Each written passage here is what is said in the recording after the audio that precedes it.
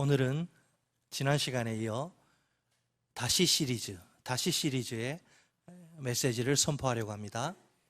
우리 함께 서 보려고 하는 다시의 자리를 한번 떠올려 볼까요?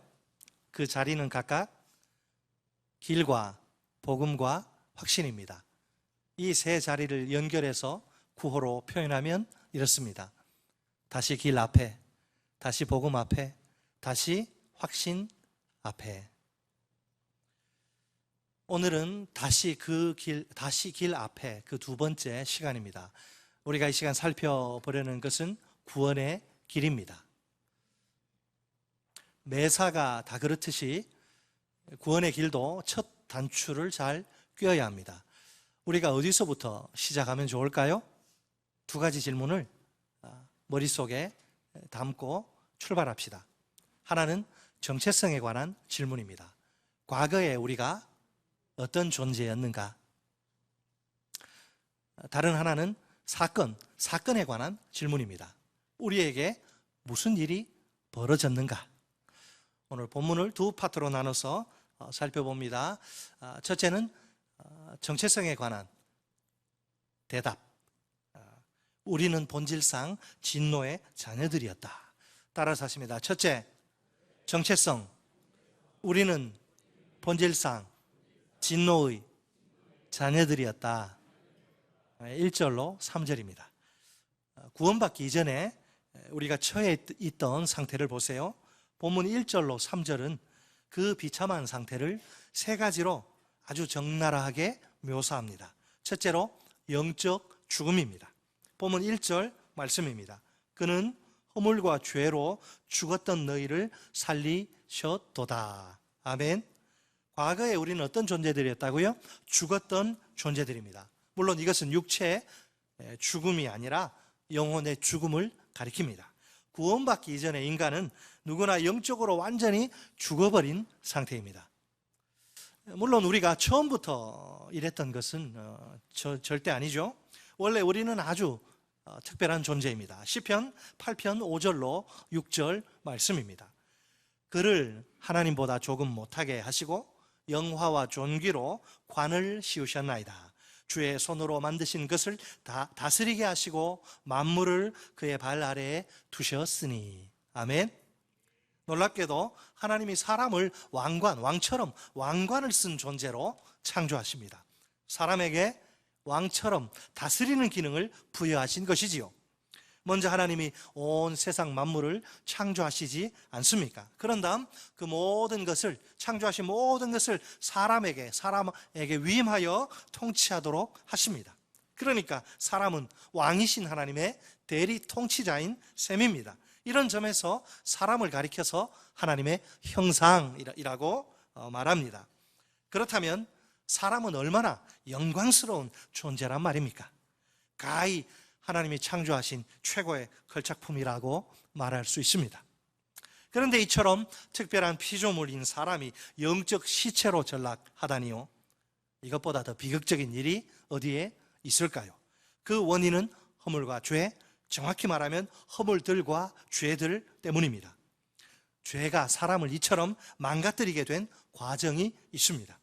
인류의 조상 아담이 자기 주제와 자기 분수와 위치를 모르고 스스로 감히 하나님과 같이 높아지려고 합니다. 하나님을 거역합니다. 하나님께 대한 반역을 일으킨 것, 즉 죄를 지은 것입니다. 그래서 그 순간 하나님과의 관계가 완전히 끊어져 버립니다. 그 결과 죽음이 이 세상에 들어옵니다. 슬프게도 죄는 아담의 후손인 우리에게 그대로 유전이 되고 맙니다. 우리 역시 아담처럼 죽음을 피할 수 없는 존재로 태어난 것이지요. 구원받기 전에 우리 인간의 두 번째 상태는 무엇입니까? 세상과 마귀를 따르는 것입니다. 본문 2절 말씀입니다. 그때에 너희는 그 가운데서 행하여 이 세상 풍조를 따르고 공중의 권세 잡은 자를 따랐으니 곧 지금 불순종의 아들들 가운데서 역사하는 영이라. 아멘. 행하여란 동사의 문자적인 의미는 걷다, 한 걸음 한 걸음 걷다 이고요. 여기서는 은유적인 의미로 사용되는데 행동이나 생활 방식을 가리킵니다. 구원받기 전에 어두운 삶의 방식을 뜻합니다. 이 세상 풍조를, 이 표현은 문자적으로는 이 세상의 세대를입니다. 세대는 종말에 오는 세대와 대조를 이룹니다. 이 세상은 하나님이 통치하시는 새하늘 새 땅과 대조를 형성합니다. 따라서 세대와 세상은 타락한 인간 사회 전체를 가리킵니다. 하나님을 인정하지 않는, 거부하는 인간 사회 전체를 말입니다. 이 세상은 늘 하나님과 진리를 대적합니다.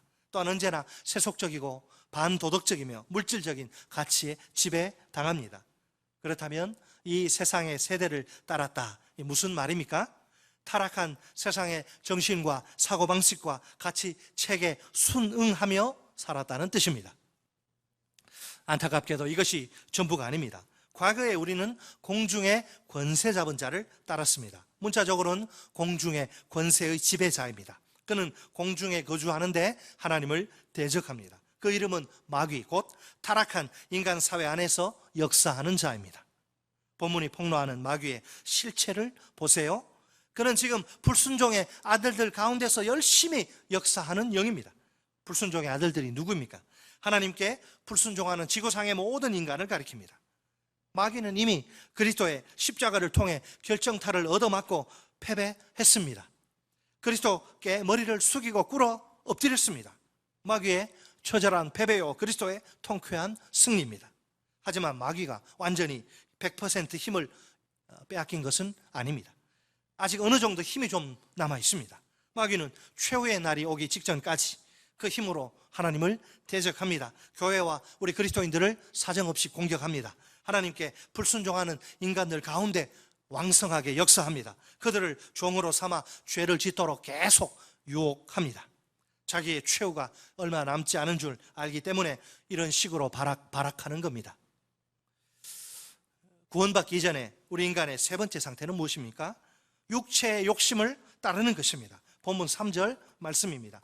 전에는 우리가 다 그 가운데서 우리 육체의 욕심을 따라 지내며 육체와 마음의 원하는 것을 하여 다른 이들과 같이 본질상 진노의 자녀였더니.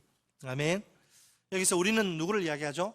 바울을 포함한 모든 유대인 성도들을 가리킵니다. 바울은 이렇게 말합니다. 이전에 우리 모두 역시 그들 불순종의 아들들 가운데서 육체와 마음이 원하는 것들을 행하면서 우리 육체의 욕심대로 살았다. 육체는 실제 이 몸뚱아리를 말하는 것이 아니고 육체는 하나님을 떠난 인간의 더러운 본성 전체를 가리킵니다. 육체의 욕심이란 무엇입니까? 자기 중심적인 열망과 충동을 뜻합니다. 자기 마음대로 살고자 하는 그런 마음이죠. 하나님께로 돌아오지 않는 한 인간은 누구든지 어쩔 수 없습니다. 영적 죽음에서 다시 살아나지 않는 한 인간은 전부 구제불능입니다. 모든 인간은 자아중심적인 욕망에 이끌려서 지배당할 수밖에 없습니다. 육체와 마음이 원하는 것들을 행할 수밖에 없습니다. 마음이란 단어, 마음이라 번역된 단어는 생각, 의향, 사고의 과정을 뜻합니다. 인간은 감정뿐 아니라 이성과 의지까지도 죄에 철저하게 오염된 상태입니다. 죄 오염으로부터 자유로운 인간의 부분은 전혀 없는 셈이죠. 구석구석 죄로 다 썩어 문드러진 거예요. 그러니 육체와 또 마음이 원하는 것들이 어떻겠습니까? 모두 하나님을 거역하고 전부 하나님을 대적할 뿐입니다. 그래서 거듭나지 않은 인간, born again, 다시 태어나지 않은 인간은 하나님의 뜻에 아무런 관심이 없습니다. 하나님의 법에 순종할 수는 더더욱 없는 노릇입니다. 유대인들에게는 깜짝 놀랄 만한 쇠망치로 뒤통수를 한 대 세게 강타당하는 것 같은 그런 이야기가 지금 아닐 수 없습니다. 왜? 그들은 자신들을 아브라함의 자손이라 하나님의 선택된 특별한 그런 백성이라고 자부합니다. 얼마나 당당한지 몰라요? 이방인들과는 구별된 거룩한 존재라고 생각한 것입니다. 그들의 눈에 이방인들은 저 지옥의 불쏘시개들, 저 부정한 죄인, 더러운, 제거돼야 마땅한 그런 죄인에 불과할 따름입니다. 그래서 이방인들과 함께 무슨 교제를 하거나 식사하는 거, 이게 엄격히 철저히 금지됩니다. 계속되는 바울의 충격적인 선언을 보세요. 우리도 다른 이들과 같이 본질상 진노의 자식들이었다. 아멘. 본질상 진노의 자식들이라. 이게 표현은 어떤 의미일까요? 태어나면서부터 응애 어머니 뱃속에서 나오는 그 순간부터 하나님의 진노를 받아야 하는 존재들이란 말입니다. 본질상이라는 단어는 태생적으로 이미 결정된 조건이나 상황을 가리킵니다. 자, 바울이 이 표현을 통해 강조하려는 것이 무엇입니까? 유대인들이 태어나면서부터 조상들 때문에 조상들 잘못 만나가지고 하나님의 진노를 받게 되었다는 말입니다. 유대인들에게는 매우 불쾌하고 모욕적인 말이 아닐 수 없습니다. 누가 감히 이런 막말을 함부로 내뱉을 수 있을까요? 사실은 막말이 아니고 틀린 말도 아닙니다. 유대인들은 세상에 태어난 후에도 끊임없이 육체의 욕심대로 삽니다. 하나님을 거역합니다. 하나님 믿는다고 하면서도 그렇게 살아요. 그들의 오랜 역사가 그 결정적인 증거입니다. 꼬리에 꼬리를 물고 계속 반복되는 배반과 반역의 역사지요. 끝없는 원망과 불평으로 얼룩진 도배되어버린 역사입니다. 그러니까 유대인들이나 이방인들이나 마찬가지입니다. 유대인들에게 이방인들보다 좀 더 나은 구석이라고 눈을 씻고 찾아봐도 없습니다. 유대인들도 이방인들처럼 똑같이 동등하게 공평하게 하나님의 진노를 받아야 마땅한 죄인들입니다. 아니, 모든 인간들은 태어나면서부터 하나님의 진노를 받아야 하는 존재입니다. 이것이 바로 하나님 앞에 선 인간의 정직한 모습입니다. 당연히 여기에는 우리 모두도 포함됩니다. 우리도 아담의 자손이기 때문에요. 그런데 하나님의 진노가 끝은 아닙니다. 죄가 초래한 진노는 인간을 죽음 속으로 빠뜨립니다. 죽음 역시 마지막은 아닙니다. 뭐 죽는다고 죄가 해결됩니까? 죽음 이후에는 죄에 대한 아직 처리하지 못하고 해결하지 못한 그 죄에 대한 하나님의 심판이 남아 있습니다. 그 심판이 무엇입니까? 지옥에 무슨 한 깜빵에 가서 뭐 콩밥 한 수십 년 먹는 거 아니죠. 지옥에 떨어져서 영원한 멸망 당하는 거예요. 하나님의 보세요, 얼마나 우리 인생이란 해 아래 있는 모든 인생은 하나님의 진노 아래서 태어나서 하나님의 진노 아래 살다가 죽어 영원한 지옥의 형벌에 떨어져야 할 신세라니요. 얼마나 끔찍한 운명이란 말입니까? 코로나19 바이러스가 몰고 온 두려움도 큰데 그야말로 여기에 비하면 조족지혈이라 세발의 피입니다. 그것과는 차원이 완전히 다른 공포예요. 죄가 몰고 온 후폭풍은 죽음 정도가 아니라 영원한 지옥 형벌입니다. 영원한 지옥 형벌이라 온 우주 최강의 공포가 아닐까요? 그렇다면 죄야말로 인류 최대 비극이요 불행입니다. 절망적인 것은 인간은 절대로 스스로를 구원할 수 없다는 사실입니다. 그 어떤 영웅, 호걸도 또 천재 과학자도 재벌도 안 됩니다. 자력 구원의 불가능성이라고 합니다. 자력, 스스로 구원받는 것의 불가능, 자력 구원의 불가능성인 셈이죠. 모든 수단을 총동원해봐도 구원은 결코 도달할 수 없는 신기루일 뿐입니다. 과연 우리에게 구원의 길은 영영 없는 것일까요? 두 번째 부분은 사건인데 어떤 사건이 일어났느냐? 우리는 그 은혜에 의하여 믿음으로 말미암아 구원받았다. 따라서 하십니다. 둘째, 사건.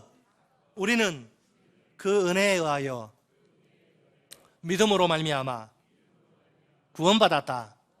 아멘. 4절로 9절이에요.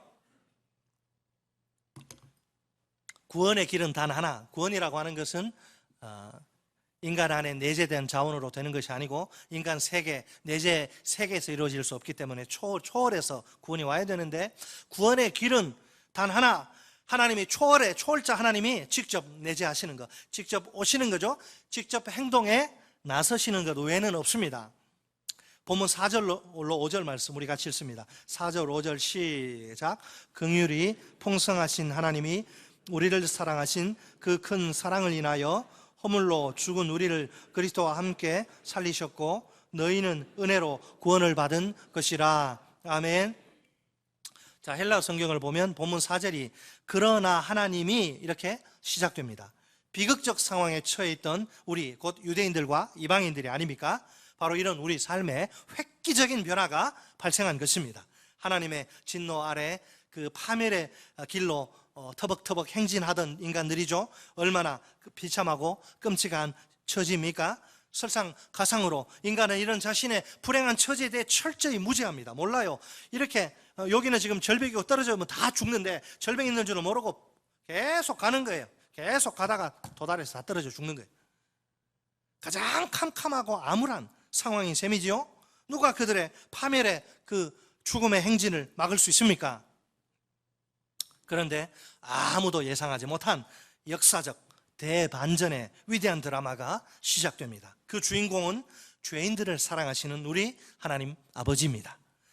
그러나 하나님이 3절까지 너희는 완전히 속된 말로 그냥 아주 개박살이 나가지고 너희는 완전히 지옥 멸망밖에 없는데, 너희가 이랬는데, 그러나 하나님이 분명 유대인들과 이방인들과 우리는 세상과 마귀에게 종로로 됐습니다. 하나님의 진노를 받아야 마땅했습니다. 그런데도 하나님은 긍휼과 사랑을 그 모든 자들에게 아낌없이 골고루 뿌려 주십니다. 여기서 긍휼이란 불행을 당한 사람들에 대해 느끼는 동정심, 불쌍하다고 느끼는 동정심을 가리키고, 또 그런 사람들을 불쌍히 여기는 것을 의미합니다.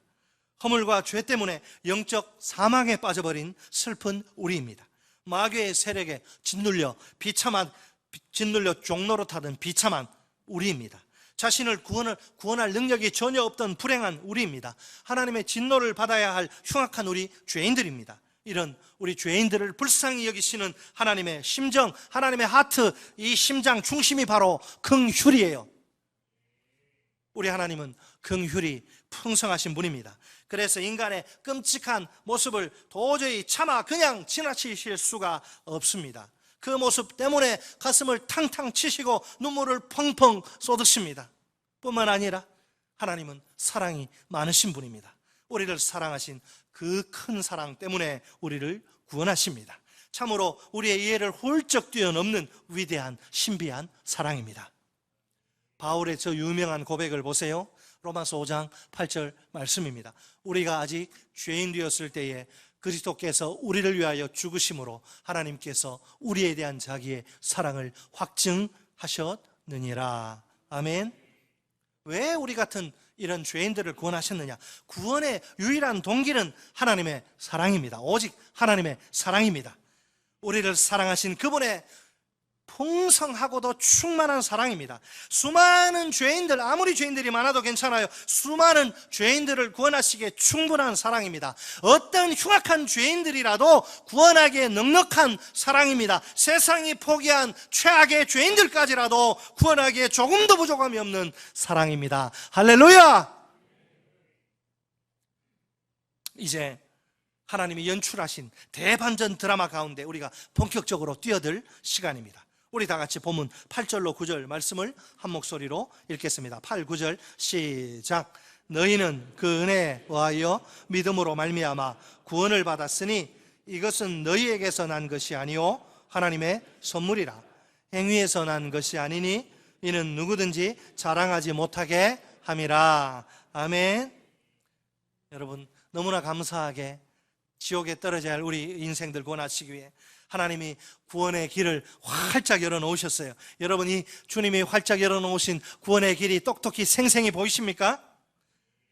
그 은혜에 의하여 믿음으로 말미암아 구원을 받았으니, 같이 우리 해볼까요? 그 은혜에 의하여 믿음으로 말미암아 구원을 받았으니. 구원을 떠받치는 두 개의 기둥이 있는데 그 첫째 기둥은 은혜입니다. 그 은혜에 의한 구원입니다. 과연 은혜란 무엇일까요? 대체로 우리는 은혜를 이런 식으로 생각합니다. 하나님이 우리에게 값없이 거저 주시는 것이다. 그래서 우리가 공짜로 받는 것이다. 우리의 행위와 공로를 철저히 처음부터 배격하는 것이지요.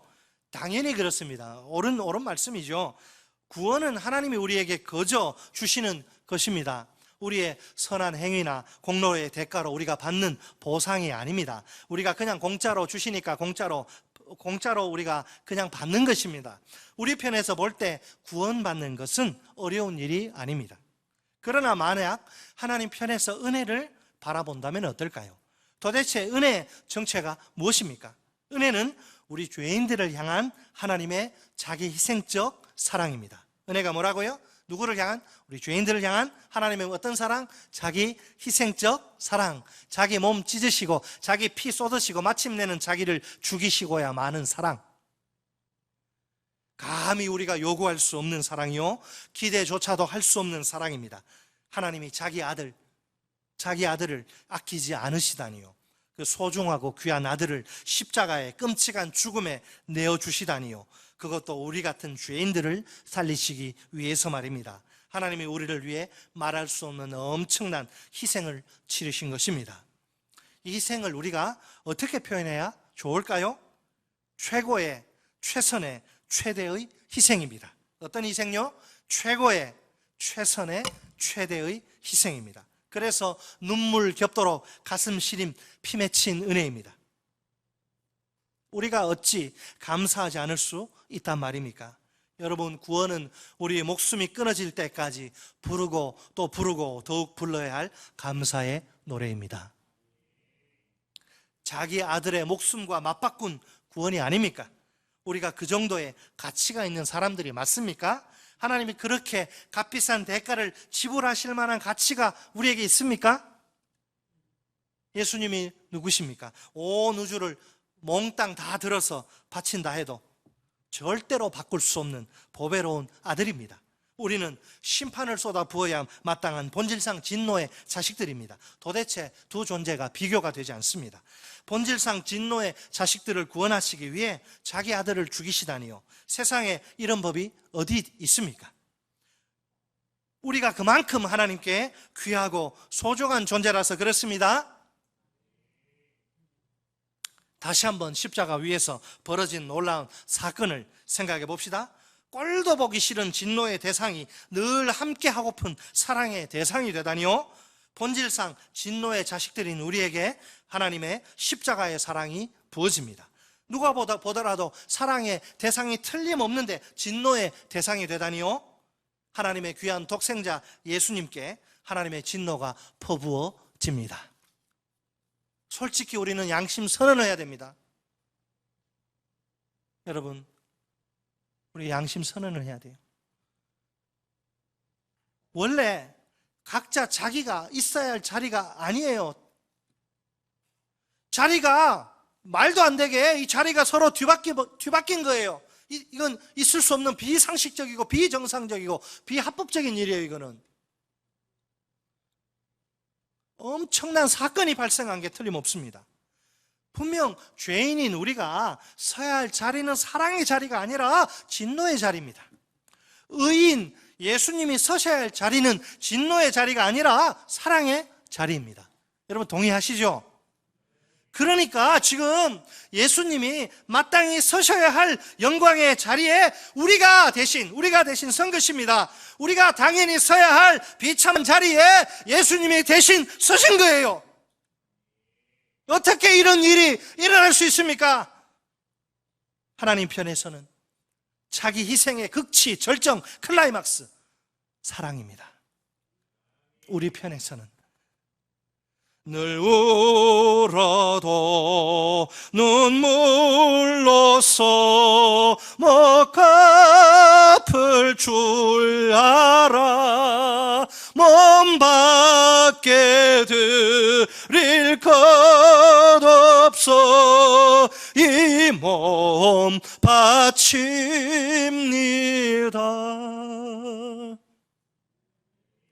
우리 편에서는 한없는 은혜요, 도저히 갚을 길 없는 은혜입니다. 그러니 하나님의 은혜는 값싼 것이 아니에요. 공짜가 아니에요. 온 우주에서 가장 값비싼 것입니다. 사실 값으로는 도저히 계산이 되지 않는 큰 대가를 하나님이 지불하신 것이지요. 그 덕분에 우리가 구원을 거저 받은 겁니다.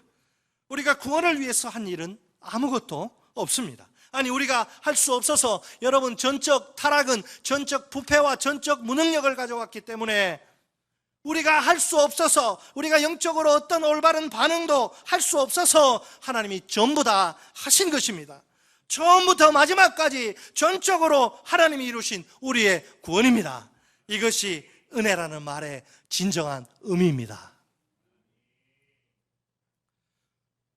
구원을 지탱하는 첫째 기둥이 은혜라고 말씀을 드렸고, 구원을 지탱하는 둘째 기둥은 믿음입니다. 믿음으로 말미암은 구원, 그 은혜에 의한 구원, 믿음으로 말미암은 구원, 과연 여러분 믿음이라 무엇입니까? 이 추상적인 단어라서 딱 집어서 이야기하기가 쉽지 않죠. 믿음이란 하나님이 그리스도를 통해 이루신 그 구원의 사건에 대한 우리의 전 인격적인 반응입니다.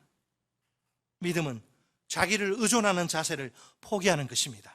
그리스도의 십자가와 부활이 하나님의 구원 사건이라, 나를 위한 십자가, 나를 위한 저주, 예수를 그렇게 받아들이는 것이죠. 그리스도의 십자가와 부활이 나를 위한 하나님의 구원의 사건이라 이 사실을 인정하는 것입니다. 아울러 그것을 내 중심으로, 내 영혼으로 받아들이는 것입니다.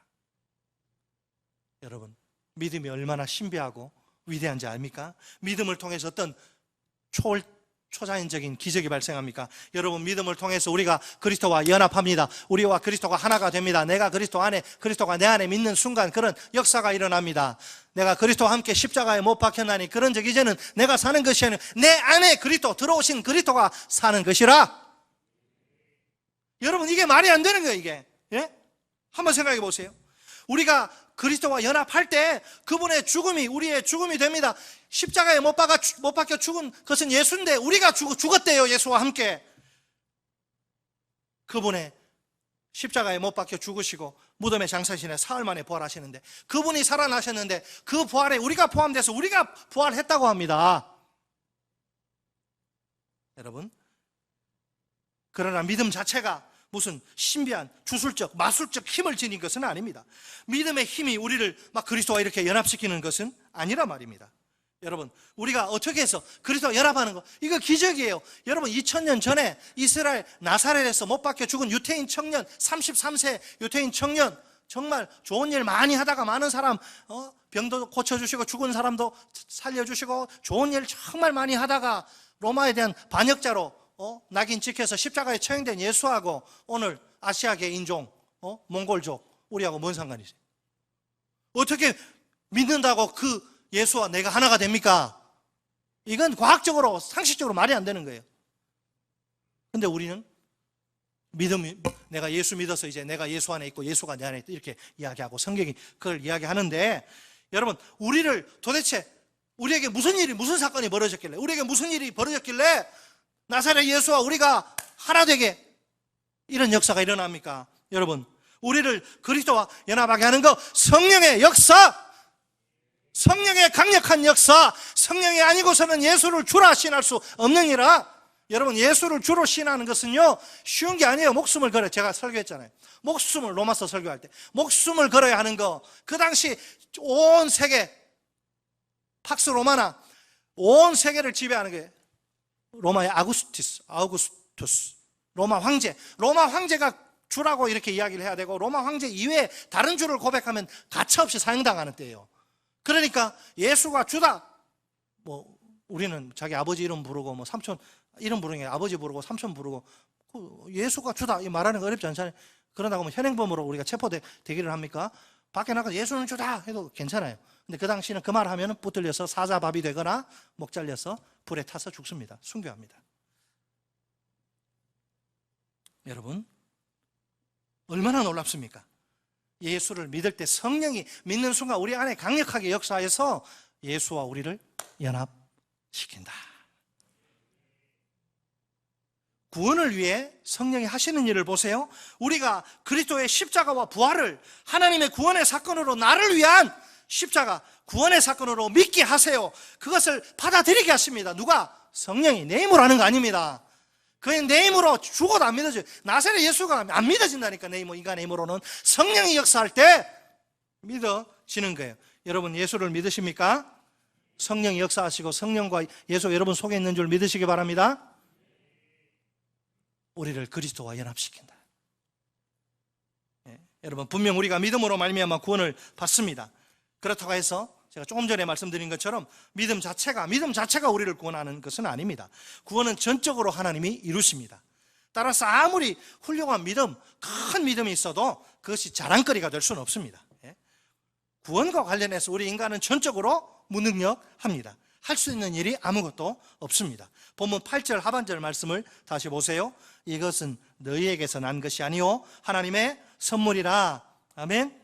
여러분, 하나님이 이루신 구원 자체가 우리를 위한 하나님의 최고의 선물입니다. 구원은 우리가 자기 힘으로 이룬 것이 아닙니다. 우리의 행위의 대가로 받은 보상 아닙니다. 구원은 오직 하나님의 선물입니다. 따라서 우리가 할 일은 감사함으로 구원을 받아들이는 것입니다. 자, 여기까지 이제 구원의 길을 간략하게 정리해 볼까요? 구원을 떠받치는 기둥이 몇 개 있다 그랬어요? 다 대답하시죠? 2개. 자, 하나는 뭐예요? 은혜. 또 하나는 믿음. 그래서 은혜를 구원의 기초라고 이야기하기도 하고, 또 믿음을 구원의 수단이라 이렇게 신학적으로 이야기합니다. 물론 믿음도 그러면 내가 남들보다 좀 괜찮아서 믿음을 내가 가졌냐? 믿음도 인간 스스로에게 나오는 것이 아닙니다. 하나님의 은혜로 믿음도 주어지는 것입니다. 믿음은 모든 사람의 것이 아니라 그랬어요, 성경에서. 그래서 믿음도 하나님의 선물입니다. 결국 구원이란 인간의 행위로 획득하는 것이 아니라 하나님의 은혜로 하나님이 주셔서 받는 것입니다. 자, 과거에 우리가 어땠다고요? 과거에 우리는 우리의 영적 상태는 차마 눈뜨고 볼 수 없을 정도로 참혹했습니다. 허물들과 죄들로 이미 죽어버린 자들, 그 영적 시체들이었습니다.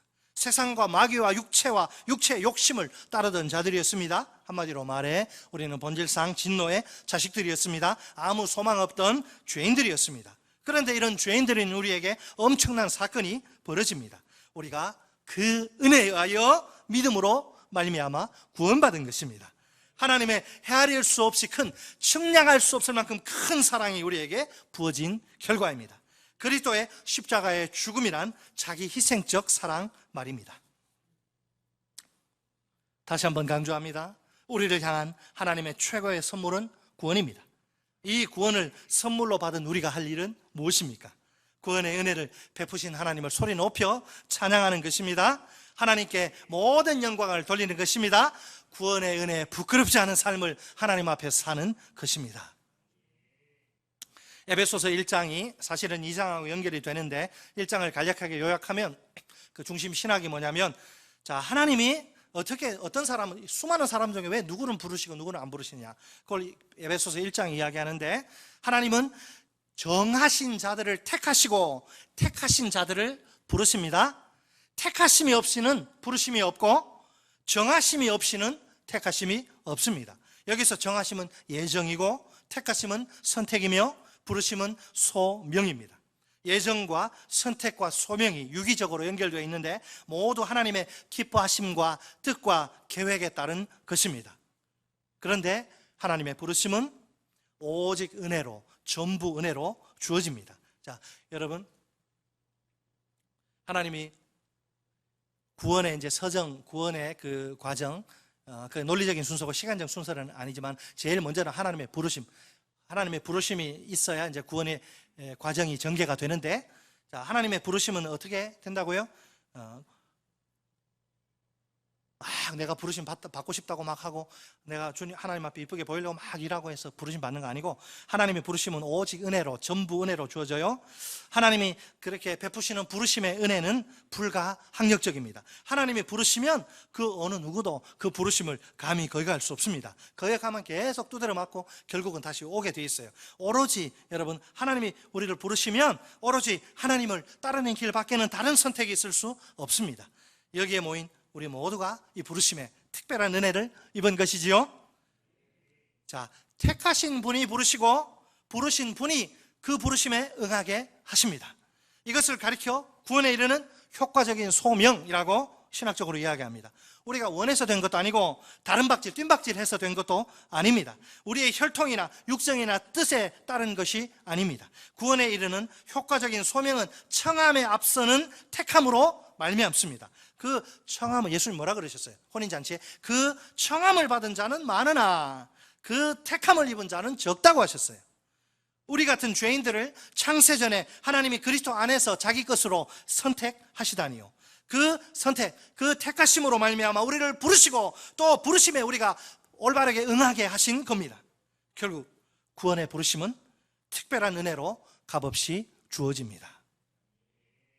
여러분, 우리는 원래 우리는 늘 하나님의 은혜를 구할 수밖에 없는 연약한 인생들입니다. 그래서 새벽마다 주님 앞에 나와 무릎 꿇고 각종 은혜를 간절히 구하지요. 하지만 이미 우리는 가장 귀하고 소중한 은혜를 받은 사람들입니다. 그 어떤 다른 은혜와도 비교할 수 없는 특별한 은혜, 즉 구원의 은혜 말입니다. 그것도 아무런 우리 편에서의 노력이나 희생 없이 공짜로 말입니다. 억만금을 주고도 살 수 없는 구원을 그저 선물로 받다니요? 당연히 모든 상황 속에서 행복에 겨워 덩실덩실 춤을 추며 노래해야 하지 않을까요? 이 대목에서 조용해졌습니다. 사랑하는 성도 여러분, 지금 이 세상을 향해 우리 솔직히 한번 이야기해 봅시다. 이 세상을 향해 나는 행복하다.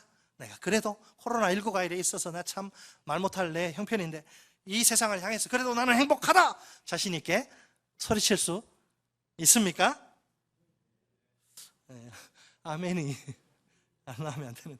혹시 목사님 그런 말 하지 마십시오. 아직도 부족한 게 너무 많기 때문에 인생이 많이 꼬여가지고 나 불행합니다 이렇게 불평하는 것은 아닙니까? 내가 하나님의 자녀라면 벌써 하나님께 전부를 모두를 받은 셈입니다. 좀 약간은 조심스러운 말입니다만은 이미 구원의 은혜를 받은 우리는 사실은 지금 죽어도 여한이 없어야 되는 거죠. 그 구원의 은혜 한 가지만 생각한다면 다른 걸 좀 못 받아 힘든 삶일지라도 하나님이 내가 어떻게 헌신했는데 어떻게 나한테 이러실 수 있냐 면서 억울하다느니 서운하다느니 이렇게 우리는 말할 수 없는 처지입니다. 우리가 신앙생활 열심히 해도 삶의 형편이 크게 나아지지 않을 수 있습니다. 평범한 일상 속에서 여전히 힘들고 어려운 삶이 지속될 수 있습니다. 앞으로 나아지리란 기대를 쉽게 품을 수 없을지도 몰라요. 그럼에도 불구하고 우리는 하나님께 진심으로 감사할 수 있습니다. 진정으로 행복을 노래할 수 있습니다. 왜? 하나님이 값없이 베푸신 구원의 큰 은혜가 우리 안에 살아서 콸콸콸 넘치기 때문입니다.